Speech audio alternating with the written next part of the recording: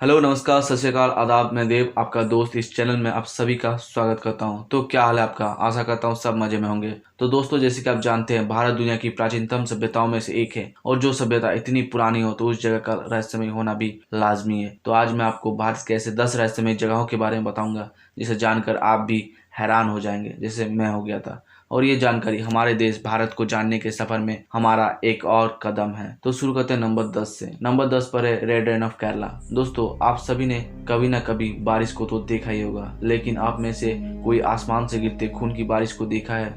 नहीं देखा है ना? तो आइए जानते हैं इसके रहस्य के बारे में। तो तारीख थी 25 जुलाई 2001। भारत की ये घटना केरला राज्य के कोट्टायम और इडुक्की जिले की है। उस दिन भी एक नॉर्मल दिन था, बारिश का मौसम था कि अचानक से दोपहर के टाइम बारिश होना चालू हुआ। बट ये नॉर्मल बारिश नहीं थी, ये लाल रंग की बारिश थी जिसे लोग खून की बारिश बोल रहे थे। और वहाँ के लोगों का ये भी कहना था कि लाल रंग के साथ साथ पीले, हरे और काले रंग के भी रेन ड्रॉप्स देखे गए थे।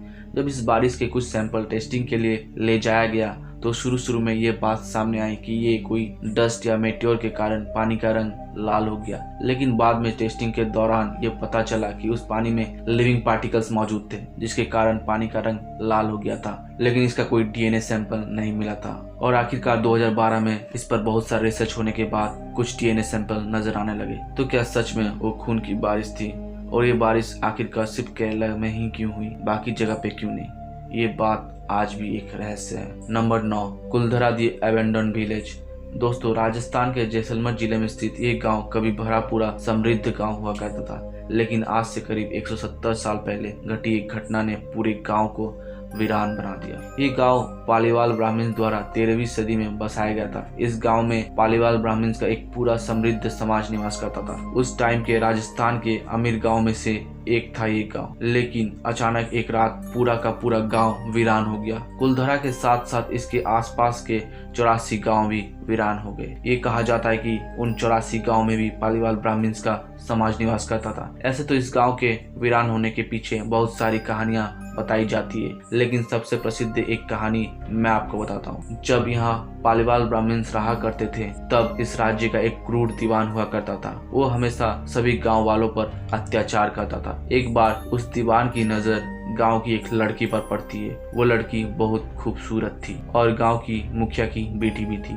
वो दीवान किसी भी तरह उस लड़की को पाना चाहता था, इसीलिए वो गांव के मुखिया से इसके बारे में बात करता है, लेकिन मुखिया साफ साफ इनकार कर देता है। उसके बाद दीवान धमकी देकर जाता है कि वो इन लोगों पर कर यानी कि टैक्स इतना बढ़ा देगा कि इनका जीना मुश्किल हो जाएगा। और उस धमकी के बाद गांव वाले एक पंचायत बैठाते हैं, जिसमें वो गांव छोड़ने का फैसला लेते हैं। और एक रात अचानक कुलधरा के साथ साथ उसके आसपास के 84 गांव, पूरा पालीवाल ब्राह्मण समाज कहीं चला जाता है। और जाते जाते इस गांव को श्राप देकर जाता है कि ये गांव दोबारा कभी बस नहीं पाएगा। और तब से लेकर आज तक ये गांव पूरा वीरान है। इस कुलधरा गांव को भूतिया गांव भी कहा जाता है। क्या सच में ये गांव श्रापित है? और वो पालीवाल ब्राह्मण एक रात में कहाँ चले गए, आज भी एक मिस्ट्री है। नंबर 8, कोंकाला पास। दोस्तों, आप में से शायद सभी ने एलियंस के बारे में सुना होगा। बहुत सारे फिल्मों में देखा होगा कि एलियंस दूसरे ग्रह में रहते हैं और उनके पास बहुत सारी असामान्य शक्तियां होती है। पर ये सब तो किस्से, कहानियों और फिल्मों की बात है। लेकिन क्या आप विश्वास करेंगे अगर मैं आपसे कहूँ कि भारत का एक क्षेत्र है जहाँ पर लोगों ने एलियंस के बेस कैंप होने की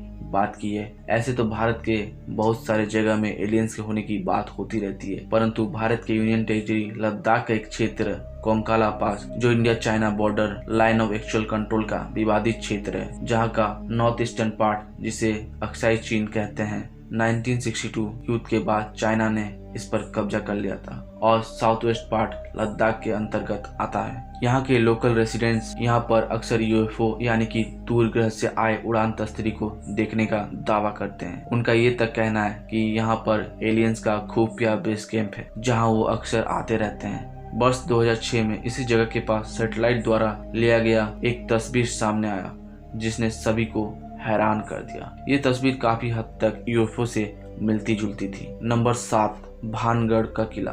भानगढ़ का किला राजस्थान के अलवर डिस्ट्रिक्ट में मौजूद है। ये एशिया का मोस्ट हॉन्टेड प्लेसेस में गिना जाता है। ऐसे तो इस किले के बारे में बहुत सारी कहानियां प्रचलित थे, पर उसमें से एक प्रसिद्ध कहानियां ये है कि भानगढ़ में एक राजकुमारी रहा करती थी जिसका नाम रत्नावती था।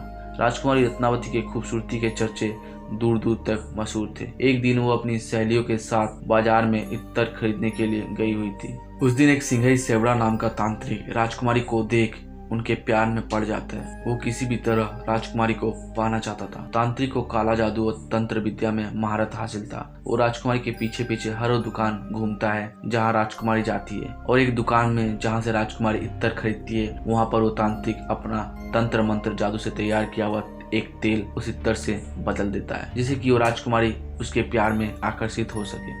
लेकिन ये इत्तर बदलते हुए राजकुमारी की एक सहेली उस तांत्रिक को देख लेती है और ये बात वो राजकुमारी रत्नावती को बताती है, जिसे जानकर राजकुमारी उस इत्तर की शीशी को एक बड़े से पत्थर के ऊपर फेंक देती है, जिससे शीशी टूटकर इत्तर पत्थर में बिखर जाता है। वो जो कि राजकुमारी के पीछे पीछे आने वाले तांत्रिक को कुचल कर रख देता है, और वो तांत्रिक मरते मरते राजकुमारी रत्नावती और भानगढ़ किले में उनके साथ रहने वाले सभी को मरने का और उनकी आत्मा को उस किले में कैद होने का श्राप देकर जाता है। जिसके कुछ दिन बाद ही भानगढ़ और उसके पड़ोसी राज्य अजबगढ़ के साथ युद्ध छिड़ जाता है, जिससे पूरा भानगढ़ तबाह हो जाता है और वो कभी दोबारा बस नहीं पाता। और आज इतने साल बाद भी भानगढ़ किले के आसपास रहने वाले लोगों का ये कहना है कि भानगढ़ किले से तरह तरह की डरावनी आवाज आती है, जैसे कि किसी के चिल्लाने की, किसी के हंसने की और पायल की आवाज। और शायद ऐसे ही कुछ कारणों से इस किले में सूर्योदय से पहले और सूर्यास्त के बाद आना वर्जित है। नंबर 6, दी स्केलेटन लेक, रूपकुंड, उत्तराखंड। उत्तराखंड राज्य के चमोली डिस्ट्रिक्ट का ये रूपकुंड झील जो देखने में बहुत मनमोहक लगता है, परंतु 1942 में इस रूपकुंड झील में कई कंकालों का एक बड़ा ढेर मिला। तब से लेके आज तक उस झील से 500 से भी ज्यादा मानव कंकालों को निकाला गया है। इस कंकालों से भरी झील को 1942 में एक फॉरेस्ट रेंजर द्वारा खोजा गया था। Oxford university radio carbon accelerator unit में हड्डियों का जब परीक्षण हुआ तब ये पता चला कि ये कंकाल आज से करीब 1200 साल पुरानी है। लोक कथाओं को माने तो ये माना जाता है कि ये कंकाल कन्नौज के राजा और उनकी पत्नी संग कई दास दासियां और रिश्तेदार है जो उस समय नंदा देवी के दर्शन के लिए निकले हुए थे, और इसी जगह पर भारी बर्फीला तूफान आने के कारण इनकी दुर्घटना में मौत हो गई। परंतु अब तक इसका कोई ठोस प्रमाण नहीं मिला कि ये कंकाल किसका है, तो आज भी ये एक मिस्ट्री बना हुआ है। Number 5, magnetic hill, Leh Ladakh. Bharat में लद्दाख के लेह इलाके में मैग्नेटिक हिल बोलकर एक जगह है जहां पर लोगों का मानना है कि वहां पर एक जादुई चुंबकीय शक्ति मौजूद है जो गाड़ी को अपनी ओर खींचती है।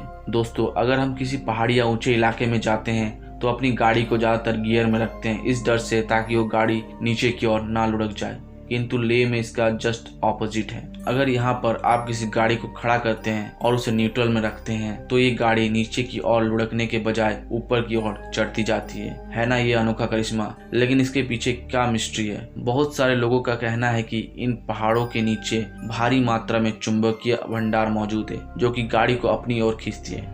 लेकिन अगर सच में यहाँ पर चुंबकीय भंडार होते तो सिर्फ गाड़ियां ऊपर की ओर जाती, लेकिन यहाँ पर तो प्लास्टिक के बोतल भी नीचे लुढ़कने के बजाय ऊपर की ओर चढ़ती जाती है। तो क्या कारण है इसका? आखिरकार इसके बहुत सारे साइंटिफिक रिसर्च होने के बाद ये पता चलता है कि ये जगह ऑप्टिकल इल्यूजन के कारण ऑपोजिट ढंग से हमें दिखाई देता है। मतलब अपहिल को डाउनहिल समझते हैं और डाउनहिल को अपहिल, एकदम उल्टा। अक्सर पहाड़ी इलाके में इस तरह के भ्रम यानी कि इल्यूजन होते हैं। ये एकमात्र भारत का मैग्नेटिक हिल नहीं है, और भी है। तो कैसा लगा भारत की ये जानकारी?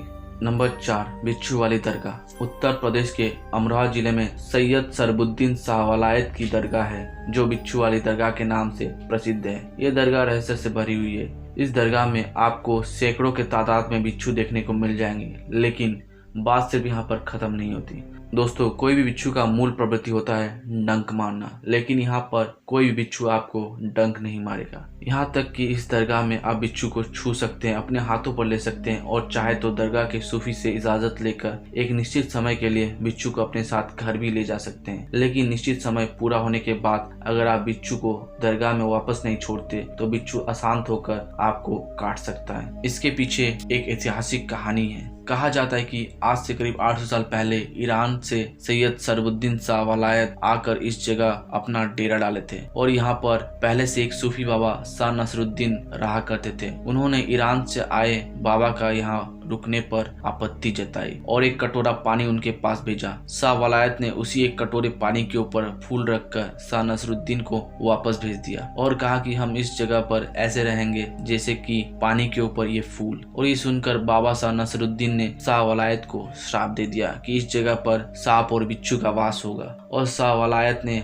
उनके श्राप को मंजूर करते हुए कहा लेकिन वो किसी को नुकसान नहीं पहुंचाएंगे। तब से बाबा को बिच्छू वाले बाबा के नाम से भी जाना जाता है। कई सारे रिसर्च होने के बाद भी इस दरगाह के बिच्छू का रहस्य अभी तक रहस्य बना हुआ है। Number 3, hanging pillar Lepakshi, Andhra Pradesh. Andhra Pradesh के अनंतपुर जिले में स्थित ये छोटा सा गांव लेपाक्षी आज पूरे विश्व भर में प्रसिद्ध है। लेपाक्षी में एक विश्व प्रसिद्ध 16वीं सदी का भगवान वीरभद्र का मंदिर है जो प्राचीन भारतीय वास्तुकला का एक अद्भुत उदाहरण प्रस्तुत करता है। ये मंदिर 70 खंभों पर टिका हुआ है जिसमें से एक खंभा जमीन को छूता नहीं है, जिसके कारण ये टेम्पल हैंगिंग पिलर टेम्पल के नाम से जाना जाता है। इसकी संरचना के रहस्य को जानने के लिए एक ब्रिटिश इंजीनियर हैमिल्टन ने इस पिलर को खिसकाने का प्रयास किया था, जिसके कारण बाकी पिलर भी खिसकने लगे थे और इस खंभे के एक कोने का छोटा सा भाग जमीन से सट गया, जिससे ये तो पता चलता है कि ये झूलता हुआ पिलर पूरे मंदिर का भार संभाला हुआ है। लेकिन कोई एक पिलर पूरे मंदिर का भार कैसे संभाल सकता है, ये आज भी एक रहस्य बना हुआ है। Number 2,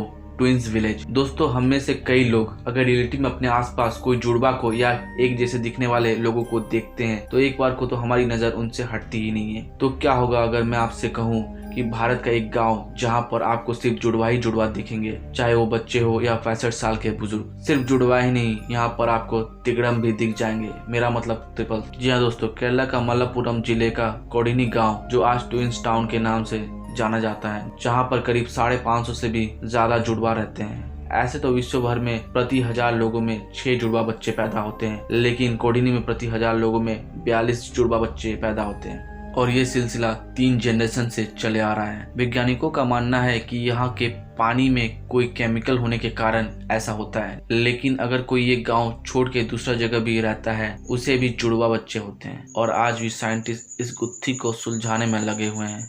number 1, bird suicide point, Jatinga, Assam.